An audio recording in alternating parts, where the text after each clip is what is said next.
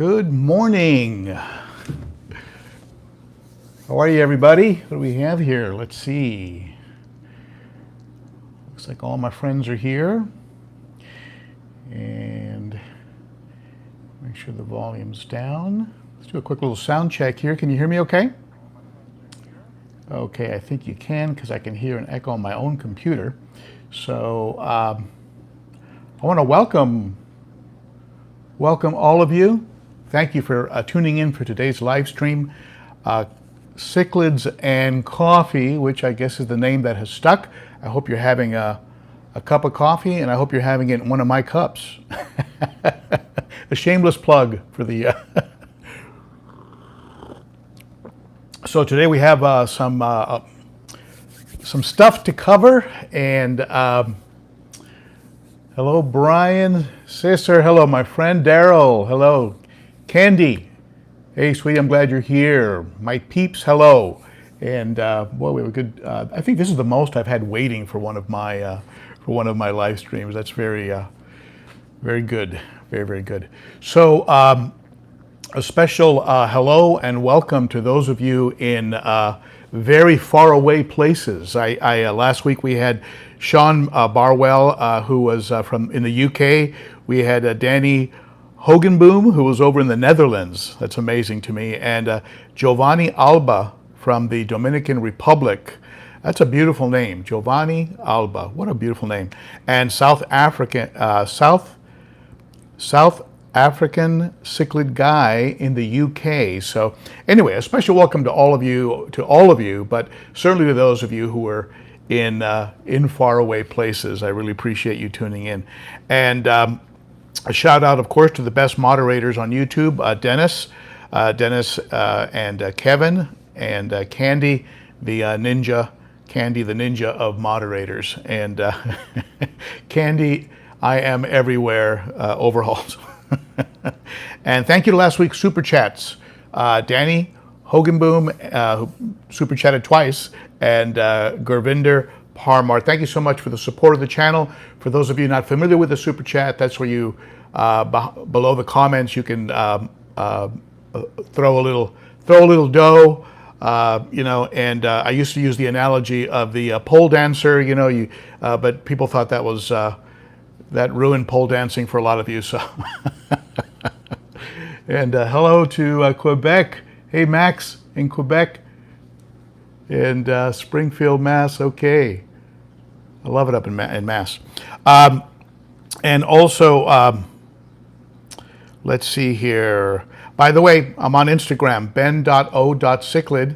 Stop by, you'll get pictures and previews and stuff. And also Facebook, ben.o.cichlid. It's a great group. I say this sometimes that, we have cichlid in the name of that group, but it's open to everybody, okay? Any kind of fish keeper, even salties can come in, and we all learn from each other there, and everybody's very helpful. There's no trolls. Nobody jumps on anybody. If you ask a question, there's really no stupid question there. And just be sure to answer all three of the questions. And thank you, Brick for Brick. Be sure to answer all three of the questions if you want to join that Facebook group, because the moderators will not let you in otherwise. So let's get into the topics here. I want to talk about past, present, and future. And you folks know that I started in cichlids at a very, very young age. Not in cichlids, but in tropical fish in general. And like so many, in community tanks when I was very, very young. I'm talking like 8.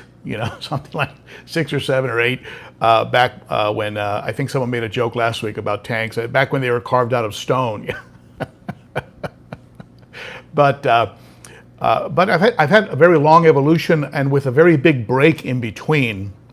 And the break occurred because of a job where I had to travel a lot. And so I stepped away from fish for a long period of time.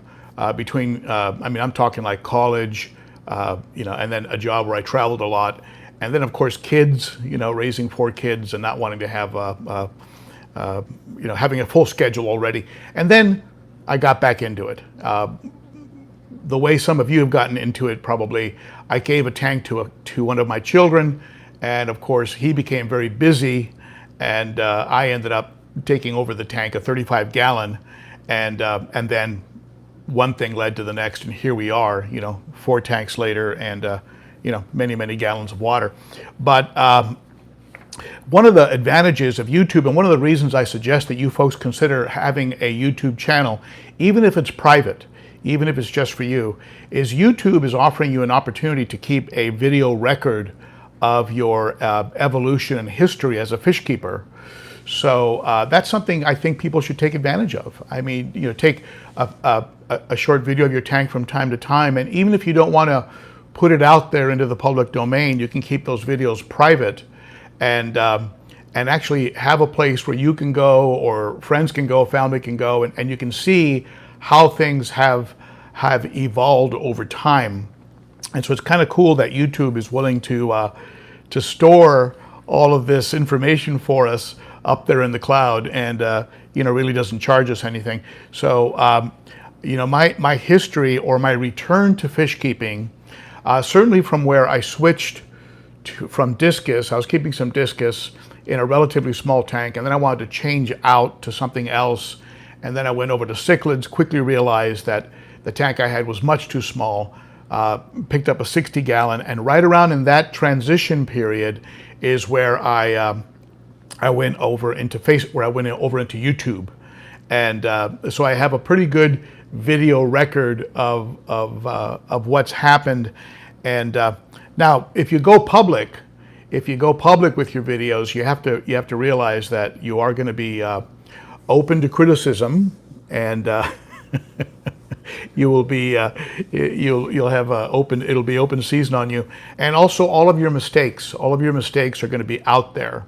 And I don't think there's a YouTuber out there who can say honestly that they haven't made some mistakes, or perhaps given some advice that wasn't perhaps sound or well thought out. And I think we all fall in that category. I certainly feel I do. So there's some videos early on that I look back on, and I kind of cringe a little bit, but at the same time I leave them because they really show the evolution of and what has happened. And so that's a little bit about the past. Let's talk a little bit about the present here. I have, as you can see behind me, the situation has calmed down, and that doesn't mean you're not going to see a couple chases during today's live stream. Here, I think that's the eye biter right there, trying to get into my ear right there. And of course, Vinny over here, the Venusis, and his full name is Vinny Half Cheeks, and it's a long story, but a friend from New Jersey gave him that name, and Vinny Half Cheeks. He took over again, and since then it's been relatively peaceful. I do have one new tank jerk, and but it's not a jerk that is running roughshod over everybody. It's just a fish that's trying to assert himself, and that's the this one right here, the super red. He's a beautiful fish. I'm not even sure if the video does him justice. I've posted pictures of him on Instagram, and in some of my videos you've seen him, the super red. He's a gorgeous fish, and he keeps the red empress over here, and he keeps the Borlei quad like in the bushes. So he's sort of asserting himself with the fish that he can assert himself with, but he's certainly not a tank boss. And every now and then the Fusco, the eye biter, or one of the other fish, the huge Taiwan reef that I have in here, which is behind the Fusco. There's a big Taiwan reef right there. That one will kind of get him to settle down sometimes. So so at any rate, that's the new jerk in town. For those of you that follow the channel, you know I've had a couple recent videos that I put out, and one of them was about my new acquisition, the Buccochromis spectabilis. The Buccochromis spectabilis. He's doing great. He's doing great, and he's very interactive. He's a very cool fish. When I go to feed, half his head is outside of the surface of the water. He follows my finger around. He's actually one of the most interactive fish I've ever owned. And is eating very, very well. When I first got him, I put him in quarantine with a larger dragon blood and an electric blue, and they tuned him up pretty good. And but fortunately, I had a divider, and so I put a divider in. And since I put in the divider, he's recovered fully, and he's eating like a pig, and just doing very, very well. The dragon blood and the electric blue are looking a little bit. They look good, but they seem a little depressed, probably because they can't pick on him. So the dragon blood stays at the divider and just stares at him all day long. You know, it's it's kind of funny to watch, actually. So the other video I put out was that pinky or floss versus the polyfill. And you know, my conclusion on that is that I'm gonna keep some of that polyfill around, and probably every 4 to 6 months I'll probably put it in a tank and run it for a couple weeks and then toss it out. I think it's a real good sort of a preventative, because we don't know what the local municipalities are putting into the water, or if you're having a bit of a metal buildup of some kind, or a phosphate buildup. And I think it's not going to hurt. So I think I'm going to keep some of it around, but I'm not going to use it on a regular basis, and I'm certainly not going to put it where it would possibly clog, like have it cover the entire top of a canister basket, or have it where it would be blocking the entire hang-on back. I'm going to have it so that water can go through it, but can work around it if it needs to, because it does seem to get blocked up pretty quickly. And that was my only complaint on it. Otherwise, it does seem very, very effective at doing what it does. And a lot of people that commented on that video swear by that poly product. So I'm going to keep some around and keep using it. I also did a video on the failure of this valve on my Fluval, and I just want to be really clear. I like Fluval. I think their canisters are well made. I think they're you've heard me before. I've called them the battleship of canisters. I think they're probably getting a little bit nipped at, or getting some competition from that new Sun, the Sun 5000. But I've had I've had one of these fail, and I had the purge valve fail at the one that's at the bottom of the of the Fluval. And I think, in all fairness to Fluval, I think that it may have something to do with the fact that I have a very fine black sand. It's called Imaginarium, I think it's called, black sand, in that 100. And the fish, they pick up sand, and also when you're cleaning, and also the power heads I have in there, they're probably picking up particles of sand, and they're going into the canister. And then over time, I mean, it's just going to be an abrasive. It's just going to serve as an abrasive every time you open and close these valves. And I tried to figure out how to open it, because there's probably an O-ring in there, and I couldn't figure out how to open it. So, and I tried to open up the purge valve, and all I did was more or less break it or snap it. So, at any rate, those were the 3 videos that came out last week. And just to review them, a video that's coming up, a video that will be coming up, and I'll give you folks a preview since you're kind enough to be here for the live stream.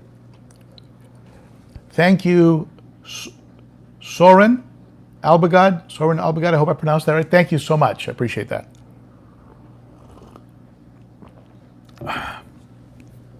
I'm going to come up with a video which is just my tips on what everybody should have on hand, in my opinion. Some things that you should definitely have around if you keep fish. And a couple of the things include, some of the things I'm going to talk about are these things. These are different size mesh bags. If you don't have some, you should probably grab some. You can grab them so that they have different micron sizes, so that they have a bigger space or gap, and then they go all the way down to these fine socks that don't let anything out. and of course even a bigger micron bag. And I love these for a variety of reasons. You can put you can put media in them, and then that media, when you have it in your canister, or even in a hang-on back filter, or even in a sump, you can put your media in one of these, and then when you want to service your filter, you just pull the bag out, dip it in some tank water a few times, and put it back in. Very, very easy. And so I really like these mesh bags. I also use them when I want to do charcoal. And with charcoal, you'd probably use something perhaps a bit more fine, more like this style of a bag. And, you know, I buy charcoal, you know, your activated charcoal. I really like the Chem Matrix. I once had a couple puddles of water, and I put regular activated charcoal and Chem Matrix. I just happened to have 2 bags of it, and I put them down, and it wasn't even intentional.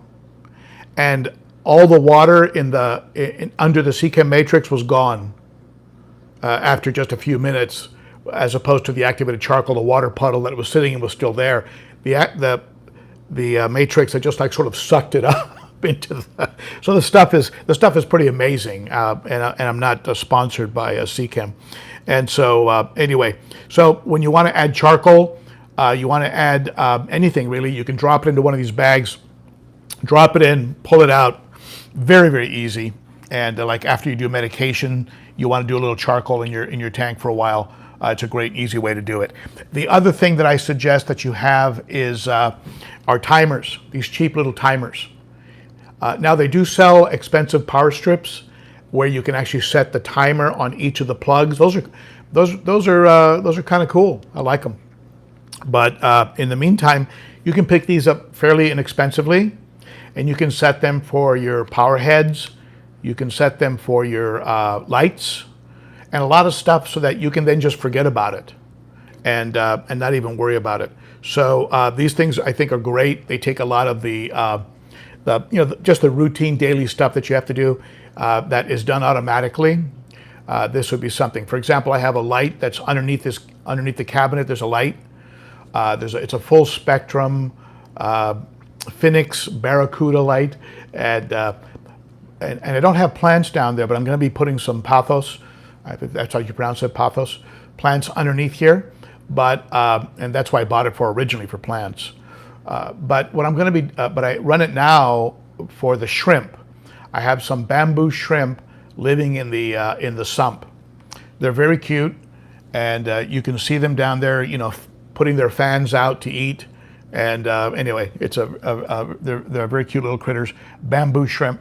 So anyway, timers can help with any of those kind of things that you do on a routine basis. I like them a lot. Definitely have those. You also need a spare heater, especially if you live in a cold climate. Invest in a spare heater because they can blow out on you. One added thing to that, if you can, buy a controller.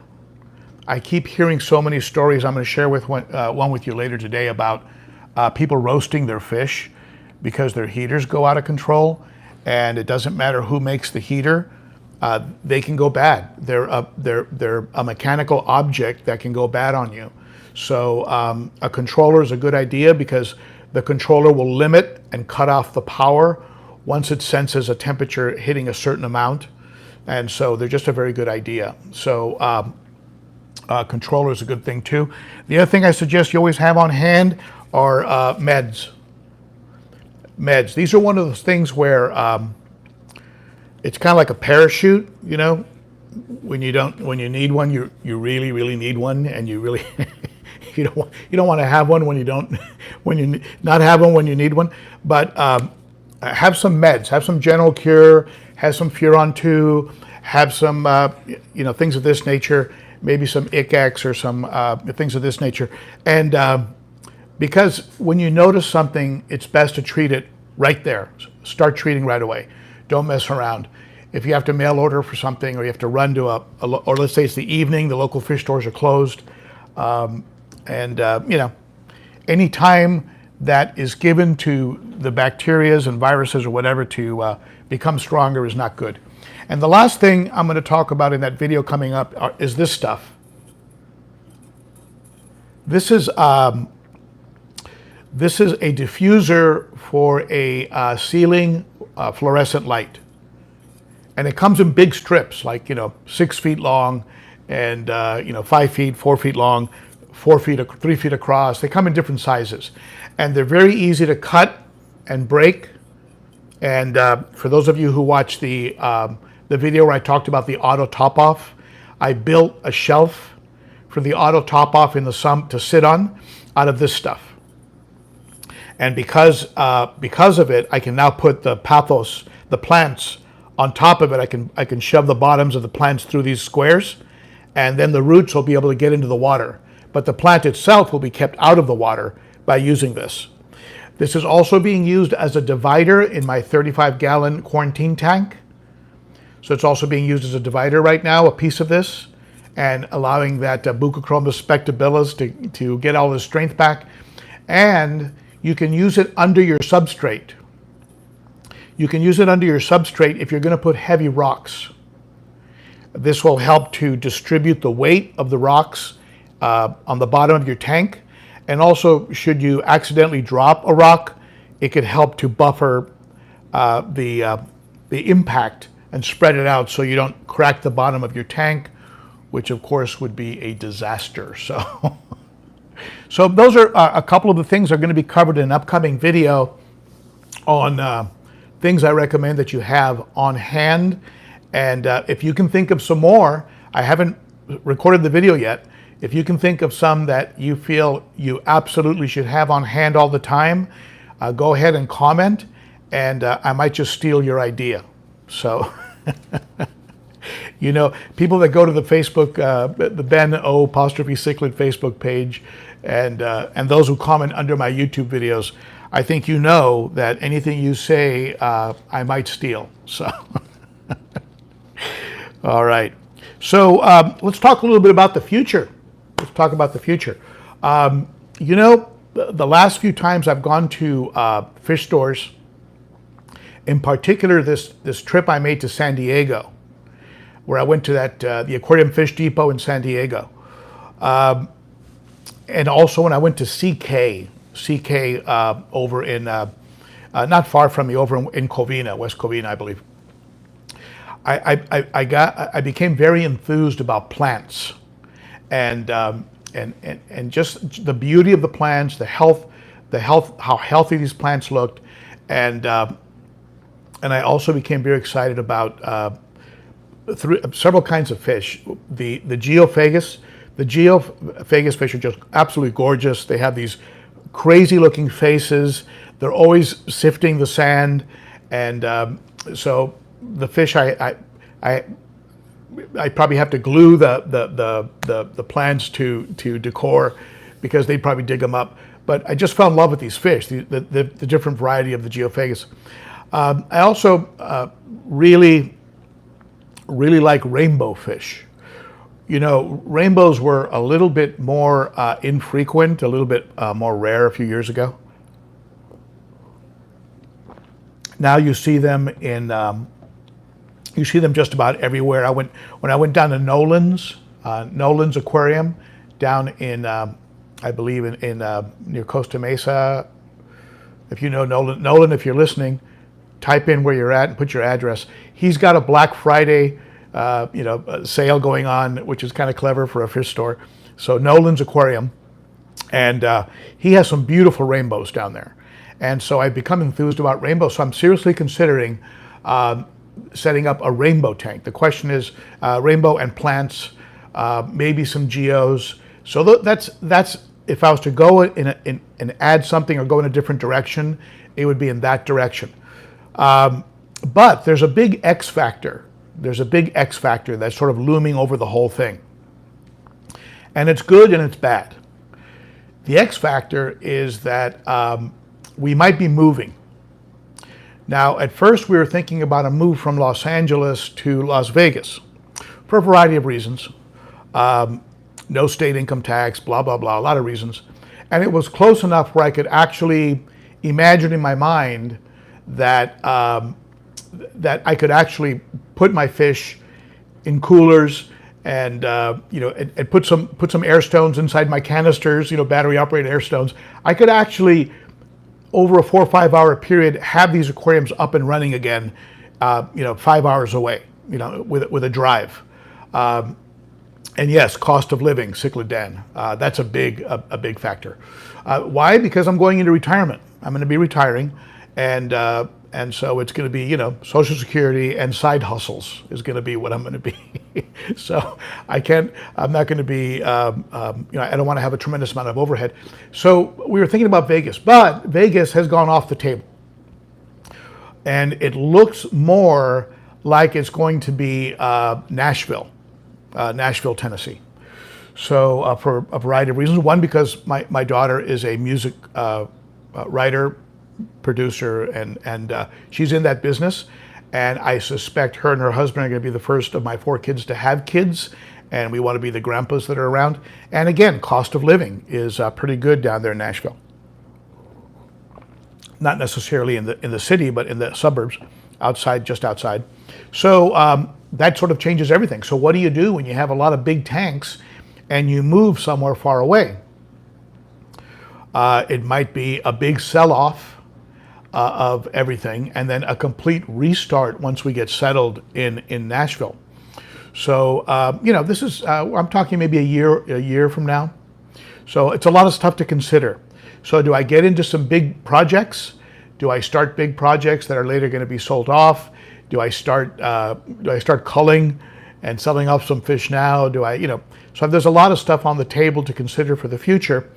The big plus point is that because I'm going to be retired, and I'm going to say semi-retired because I am going to still work.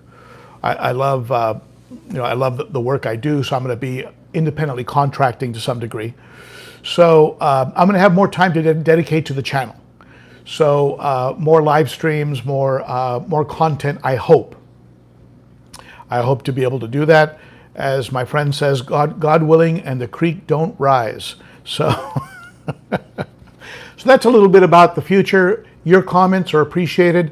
Share them. Let me know your thoughts. If you've been through things like that, like I already noticed someone commenting, Christine commenting about how she's moved 3 times. I've moved twice, Christine, but it was very close, very local. And I'd love to hear your take on it. I'd like to hear your comments, what you think, your thoughts. I'd love to hear them. I read them. I don't always comment back, and I'm sorry, I am busy, but I do read them. So let's get into my favorite part of the live stream. And my favorite part of the live stream is you, the viewer. You're my favorite part of the live stream. That's the truth. You really are. And it's your comments. That's what I enjoy reading the most. So let's get into some of your comments. These are some of the ones from last week.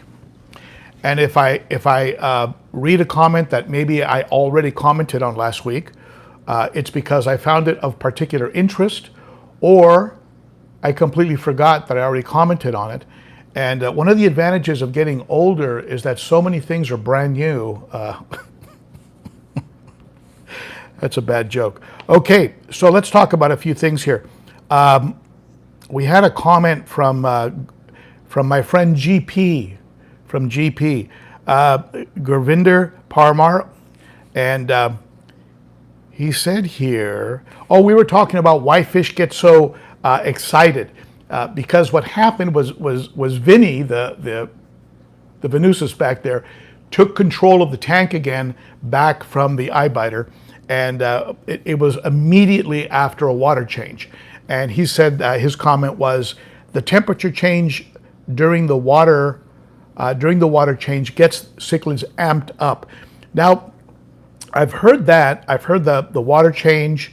You have other things that change, of course, too, right? You have probably some shifts in pH, some shifts in mineral content, right? Because you're re-adding mineralized water. If you live in a place like I do, where the water's pretty hard, you have a lot of calcium, a lot of magnesium.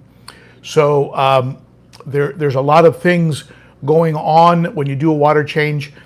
temperature, surface movement, emulating the rainy season in Lake Malawi. I mean, how much of this is hardwired into their DNA? You know, I don't know. GP, has there been any real science or research studies on that? I'd be really interested in seeing that. I'm gonna do a water change after I'm done with this live stream. I am going to do probably 20-30% possibly, and I'm going to reintroduce the water very slowly. I'm going to trickle the water back in and see if that reduces some of the excitement that occurs. That that can get pretty dramatic. I don't want to see. It was pretty interesting to watch, but I don't really want to see a death battle lip locking ever again. Once is enough. Okay, Cs Reefing. Cs Reefing. I found this comment pretty funny. Cs Reefing. Hello all, saltwater guy here, secretly learning freshwater stuff. It's so funny. It's like we have these two camps. We have the salties, and then we have the freshwater guys. And, you know, they have their opinions about each other.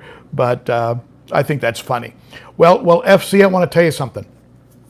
I've been sneaking into the saltwater side for quite some time now. And I've been stealing ideas. And it really helped me out when I set up my sump.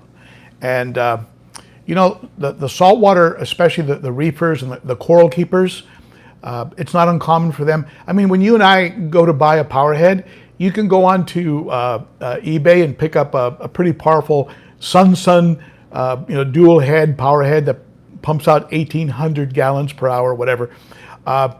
You know, their power heads, they go get an Ecotech that costs $300 that you can control with your phone, and you know, and it comes with a video camera that watches the tank when you're away. They're really into some stuff, and you know, I love for you salties that are watching, I love you guys and gals, because what you do blows me away.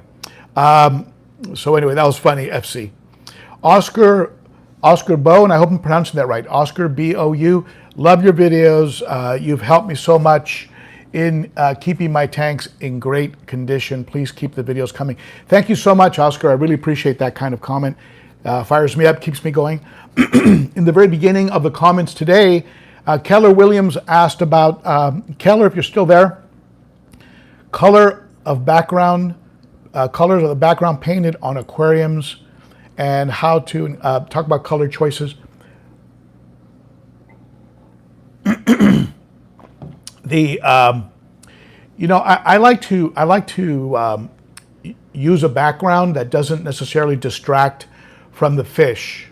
I've seen some folks do some real fancy background paint jobs, you know, with you know, landscapes and scenes and trees, and it's very pretty, but it in my mind it can be a bit distracting from the fish. The star of the tank is the fish. So I like black. I like black backgrounds. I like a very simple background like the Universal Rocks Rocky Thin that I have back here. And I also have seen backgrounds that were a deep navy blue that I thought was pretty, especially if you have rocks that have a little bit of blue in them. One of the most beautiful tanks I ever saw had a navy blue, but a very dark, like almost a midnight navy blue painted background. And it had some rocks that were black but had blue streaks, little blue streaks in them. Gorgeous, absolutely gorgeous. And so you had the aesthetics of that was just eye-popping, but it didn't distract from the beauty of the fish. It helped the fish actually pop. And then black substrate, a black substrate. And the fish just really popped. So that's my preference. I've used both spray paint, and I've used the rollers with the acrylic, you know, the kind of non-toxic paint that you would use like in a grade school for kids. The nice thing about that stuff is that you can roll it on very easily and peel it off very easily. If you need to take it off, it's very easy with a razor blade. The spray-on type is a little bit harder to get off. And so if you ever change your mind and want to go with a different color or something, it's a bit harder. Whereas the other types of roll-on paints are easier to take off ultimately. Jameson Rucker. 12 hours at work, still have to watch my favorite live chat. Shout out, Ben. Thank you, Jameson. I appreciate that.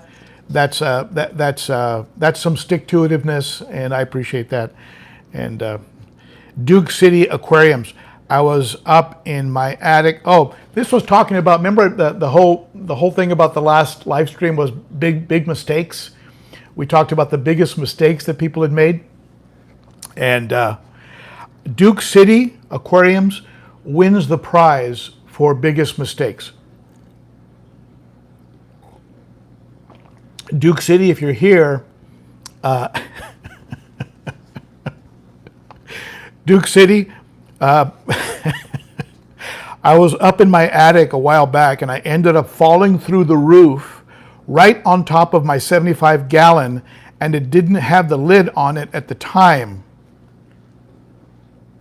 Oh my God.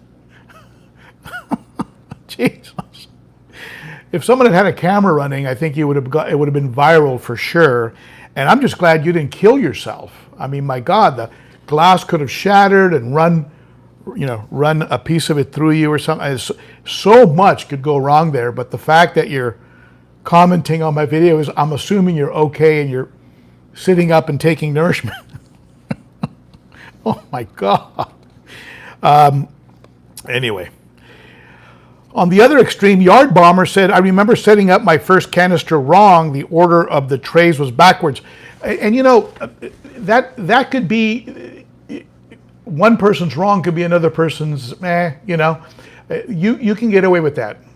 And what did that mean? I mean, you put the water was running through the canisters or the filtration where it was hitting the fine sponge first, then the medium, then the coarse, instead of the other way around, so it would catch the big particles and then work its way down. Maybe you put your chemical filtration first instead of last, like some people prefer. But that probably is going to be okay. It's not going to be like forgetting to condition your water and having the chlorine kill your fish, or falling through the roof and landing on your aquarium. So Yard Bomber, that actually was not that bad. That's something you can recover from. Poe Siwi, are you here? Biggest mistake, I am on well water. Biggest mistake involved testing. Neighbor's septic tank leaked. So it sounds like waste got into the well water. And bye-bye fish. Now, I'd be worried about your fish, but I'd also be worried about the coffee and the tea and the other things that you were using water for. And, that's one of the disadvantages, I guess. Well water folks are usually very, they're very happy to tell me about how they don't have really anything in there, how pure their water is because it's well water. And but my goodness, a septic tank, I mean, that means that it was going into your drinking water, right? So a filtration system, okay, good, very good, very good. In the meantime, your immune system is probably much stronger now. And Ali Patton said, too much fine filter media in an aqua clear and it overflowed. Luckily, I was home and caught it right away. And that is one of the problems with certain types of filtration, like the poly that I talked about in a couple of videos ago. If they get clogged, your water has nowhere to go. So if you have it completely across the flow and the water has nowhere else to divert. Now, the funny thing about that is that AquaClear and a lot of hang-on back filters do have a backup channel that serves two purposes. One is it helps to divert the water when you have blocked media, and also it tips you off when your hang-on back needs service. So if those of you out there using hang-on backs, you probably know this already. If you see water coming down the channel, like for example in a marine land, you have a channel in the dual bio-wheel marine land, you have the channels that are right in the middle of the between the bio wheels. If those channels have water dripping, that means you're starting to get clogged, and that's your tip off. Some of the new filters have little pop-up valves and things of this nature, like your turkey's ready valve, and but if you just look at your hang-on back, you'll usually see a diversion. Now, if you have a full blockage, it's going to be too much for that channel to handle, and you're going to get the overflow that Ollie got. And lucky you were home, Ollie, because that thing would have kept sucking water all the way to the bottom, right, of the intake. Cesar Sosa has ambushed my questions with a super chat. Okay, Cesar, you're going to get different coloration with substrate. And I think this is something genetically programmed in your fish. You have, remember that for thousands of years, these fish have had death from above, right? They've had fish that have come and dived and taken them from above. So they try and look a little bit like the substrate so that they're hard to see from above. That's the theory. So if you put a white substrate like I have back here, your fish are going to be brighter and they're going to be much lighter. The best example of that was my Autopharynx tetrastigma and also my Z-Rock. The Z-Rock I still have, he's in the 100. He went almost black in the 100, where I have a black substrate. It really makes his lips pop, his blue purple lips. It makes the yellow, the yellow blaze on his forehead. It makes those things really pop. So that's good, but you lose some of the beautiful blue he had in his body. You kind of lost it in the black of the substrate. In this tank, the Autopharynx tetrastigma went almost entirely light, and it was very beautiful. It was very pretty. There was like a pearl color that he took on, very, very pretty. So it really depends the kind of fish you have and your preference. Both of them are going to bring out different colors in your fish. I like them both, and that doesn't help you, I'm sorry. Now, Adam C, if you go to Adam C's, he's got a great channel, great fish, he breeds fish, he has beautiful buccochromis, beautiful Malawi trouts. He has a mix. He buys like a gray and a black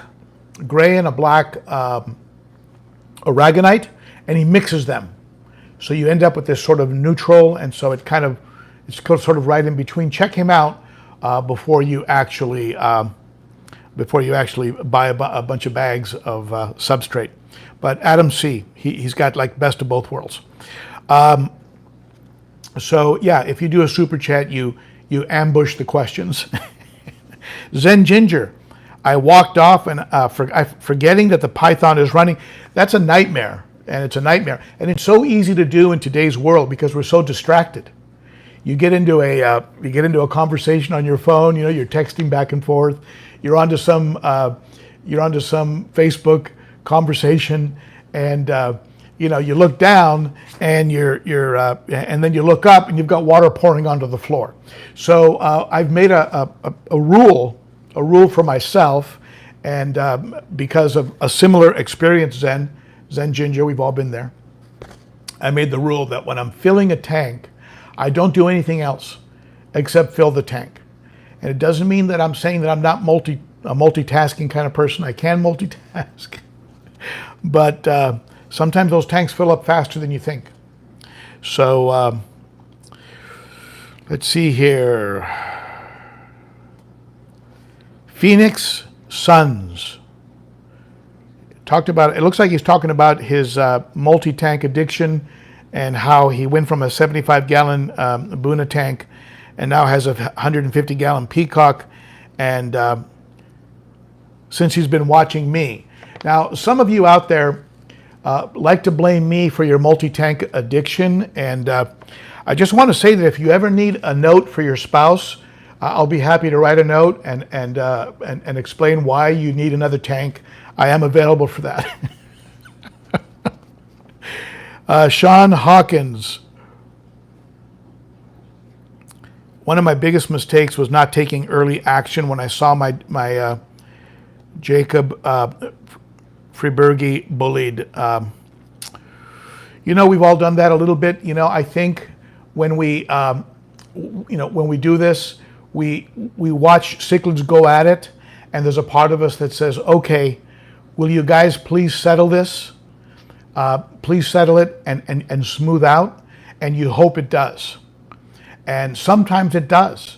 The battle royale behind me between the Venusis and the Eyebiter, it calmed down. And you look behind me. I mean, this is, it's a temporary piece, I know.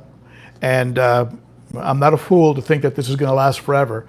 But I haven't had the splashing in the middle of the night that wakes me up. I haven't had the crazy chases where a fish bangs into the side because they're so afraid. So yeah, sometimes you cross your fingers, but if you need to go somewhere and it's getting really violent and you need to go somewhere, you can't hope, at that point you really can't hope that it's going to settle down. Do something. Maybe put a divider in. You can put a divider in and let them just stare down, just stare at each other like is going on in my 35 gallon right now. I've got the Dragon Blood, doing a sort of, one of those episodes of Scared Straight. He's in the cell across the hall, staring at the other inmate. You're mine, you're mine, you're mine. So, but he can't hurt him because you got a divider in there. So, or you pull them out. People buy these. People buy some Tupperware. They make some holes in the top of it, and they put the bully in the Tupperware, and they put the Tupperware in the tank and let it float in the tank. So they put him in this sort of floating prison for a while. And I'm sorry you lost that fish, by the way. I'm sorry you lost him.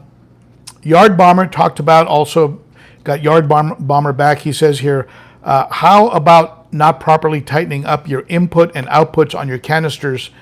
Talk about an instant pool.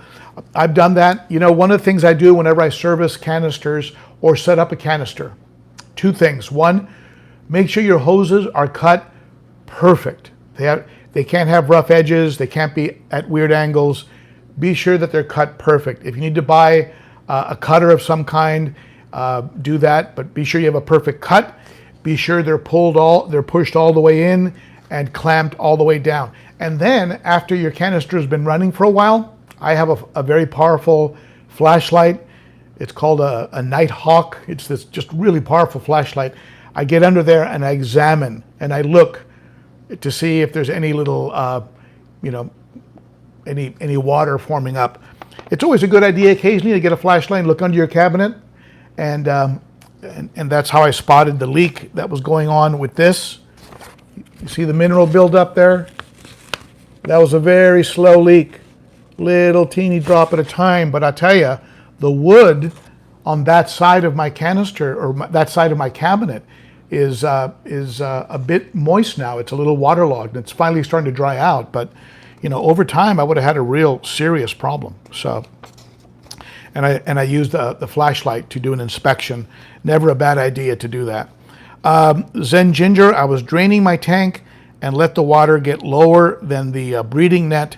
The fish was fine, but it could have been a nightmare if I had killed it. Yeah, one of the things you have to keep in mind, I've done that. I've hooked on nets, to isolate a fish, to give a fish a timeout, or to put a fish that was holding in one of those little breeder nets that you can hang on the outside. They have the hooks that go to the outside. And you do the water change and you go below the level of that, you get a dead fish. So I'm glad you caught that, Zen. A lot of things you got to pay attention to when you're doing that. And again, Yard Bomber flooded my kitchen when a rag slipped into the sink, stopped up the drain while I was using the Python. Needless to say, I now use a submersible pump and drain into the bathtub. Yeah, yeah. Boy, you got to have your head on a swivel when you're moving water around. You just got to have your head on a swivel. You just got to be paying attention, and nobody likes a lot of water everywhere. Purvesh Patel. Pravesh Patel. I hope I'm pronouncing that right. I'm going to set up a Buna tank next week, 500 liter. Any special suggestions from your experience? Would love to hear from you, your new subscriber. Pravesh, the best advice I've heard about setting up a Mbuna tank was, and I saw this in operation on YouTube. The fellow had limited space. He had a good sized tank. I think it was probably a 75 or something, but it wasn't huge. And he had a fair number of fish in there. And what he did is he built up a cave work. But instead of having the cave work only be on the bottom, he created, he stacked the rocks. So what he did is he had like a condo. He had like a 10-floor condo going, and with different caves at different levels, and it was really interesting. So what he did is he really multiplied out the real estate. You know, the footprint and the real estate is very limited, right? But if you do these multiple levels, and what will happen is only one fish a fish will usually only claim one cave. And so the battles all calmed down between his Mbuna, because they had they were claiming these caves at different levels, and each one had their own sort of cave. So multi-level caving, if there's such a term, I thought that was brilliant. That would be my one tip if you're going to do that. If you could get good-looking artificial stackable rocks, that would, in my mind, would be ideal. Depending on the look you like, maybe you can get medium to large-size pleco caves and stack them. Different ways of doing it, I guess. Depends on the look that you're looking for. The only reason I bring that up is that a lot of rock work is going to create a lot of weight, and when you go to do cleaning, and you want to do a real thorough cleaning, and you need to move those rocks out, it's going to be a big task. So different things to consider, but I thought that was really brilliant the way that person did it. So that's my tip, Pravesh. And Chevy fish. I always thought I was on top of my aquarium husbandry until one day I noticed my hang-on filter not running. I reset it. And I think by reset it, he meant, based on the conversation we were having, was that he did a real thorough clean out of it. And by thorough clean out, I mean, and you correct me if I'm getting this wrong, if I'm interpreting this wrong, but really clean the biomedia, really replaced the sponges, scrubbed out the canister, and what he ended up doing was killing the beneficial bacteria, and then he had an ammonia spike, and then he had a die-off. So I think this comment was after I talked about how when I first got into tanks when I was very young, I thought I was doing the right thing by giving everything a real thorough scrub down. So I would stir up the substrate and vacuum some water out and take the filters out, and back in the day where you had the filters with the charcoal and the cotton inside of the filter, and take it out, replace everything, and then all my fish would die. And so it wasn't until later that I got smarter about that, and you can definitely over clean. Brick, the worst mistake I have made was leaving a bag of fish food in reach of my 2-year-old, and he dumped the whole bag in the tank. Thankful no one died from overeating.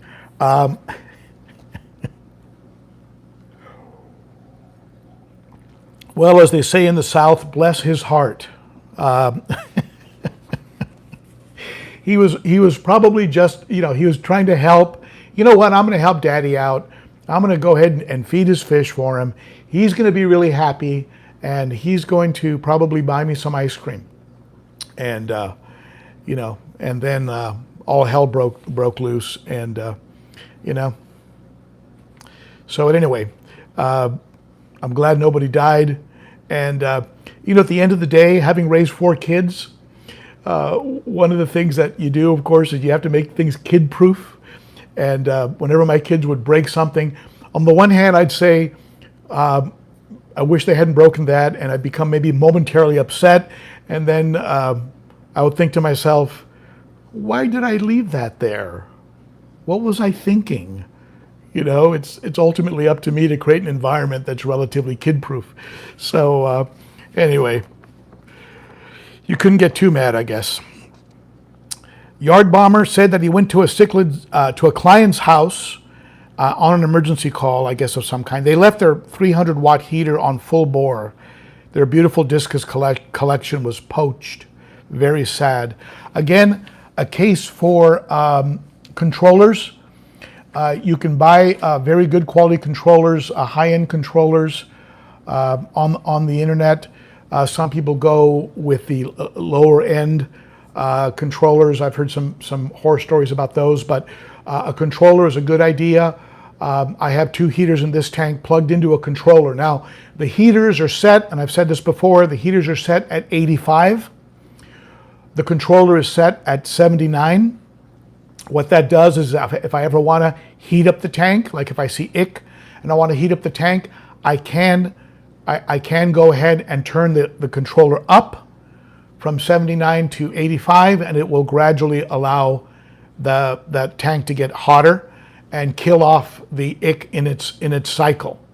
However, it will shut the power off to the heaters at 79. It doesn't let the heaters get hotter, so your fish will not bake. So consider a controller. It's a good piece of equipment. Certainly if you have an expensive fish collection, or even if it's not expensive but you really adore your fish, it's definitely a good investment. You start getting into good ones above $75 to $100 for your real heavy duty controllers. And so, you know, if you pick one up for $25 or $30, chances are it's not going to be a very high quality, and the controller can fail. And so now you've lost, you know, you've lost the whole purpose of it. So let me see if I can take up a couple questions or a couple comments that you folks have made during today's stream. Let's take a look here. And thank you to those of you who have super chatted. I really appreciate when you throw a little money at the channel. And let's see here. It looks like we're running a little bit behind on the comments. How are we doing on time? 57. Oh my goodness, we're already on the hour. Okay, so I'll tell you what. You know what I'm going to do is I will go ahead and pick up I did say thank you to Caesar for his super chat. Thank you, Caesar Sosa. Very appreciated, my friend. And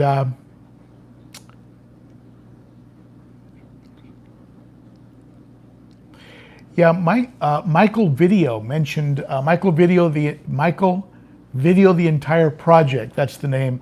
I keep my canister filters in a Rubbermaid container, and it is easy to see leaks and protects if you get a small leak like you had. That's very good advice. That's very, very good advice. And you know, when I first put the sump in, I was trying to find if there was a very large, you know, large container, almost like one of those Christmas wrapping paper roll holders, you know, one of those long, but I couldn't really find one long enough to fit the entire sump system into. And it gives you like 3 or 4 inches a lip all the way around it, so that in the event that there was some kind of an overflow or a leak, you could catch it. You can buy ones that your canister will fit into, and even if it's just 3 or 4 inches around it, that can hold a fair amount of water. And they also have some fancy stuff you can get. They have alarms. They have little moisture and humidity alarms. And for those of you who are salt water tank keepers, you know, they even have alarms that will alert you on your cell phone. So there's some pretty fancy stuff out there to prevent water damage. And that's good advice, Michael. Michael Video, the project there. Simon Patel, I noticed in my old community tank, all the fish would become really tranquil and relaxed. I'll see how it goes with the fish getting used to it. Thank you kindly. I guess this might be after the idea of the water change, maybe, if that's what you're commenting on, Simon. I'll tell you one thing about a water change. The fish really color up, and I think it has to do with opening the door. Imagine living in a small closet with 5 or 6 people, and after a while, it's going to get stuffy, and you're going to get a little bit of BO, and I don't mean Ben Ochart. You're going to get some BO in that closet. So you open the door, and all of a sudden everybody goes, "Oh, great, fresh air!" And that's what you're doing with your water change. You're adding minerals. You're getting rid of nitrates. And there is some oxygenation that goes on with the water coming in, and so that's a real good thing. And thank you, Danny. Very appreciated. Hoogenboom, thank you, my friend, for that super chat. And so, at any rate, I believe my hour is up. That's it for me. I really thank all of you for sitting in. I think we have 78, 80 people, or 51 thumbs up. That's awesome. Thank you for sitting in. Thank you to my moderators. Candi, you're the best. Kevin, thank you. And by the way, Kevin had a recommendation for everybody last week to use dirty socks in canisters. I hope none of you took him seriously, but he does have a collection of dirty socks that he's willing to share with you. If you need some, Kevin will mail you some dirty socks. Thank you, Dennis, if you're here, Denny. And that's it for me. Thank you, everybody. And next week, with the Thanksgiving holiday, I think I might not be doing a live stream. Let's see, because I'm going to have some kids in town, so I might not be doing the live stream. If I do, I'll do it early, and because they all sleep in, because they'll all be out partying that Friday night, and they probably will not take the old man with them. So that's it for me. Thank you for tuning in. Thank you, everybody. You are appreciated. You rock, my friends.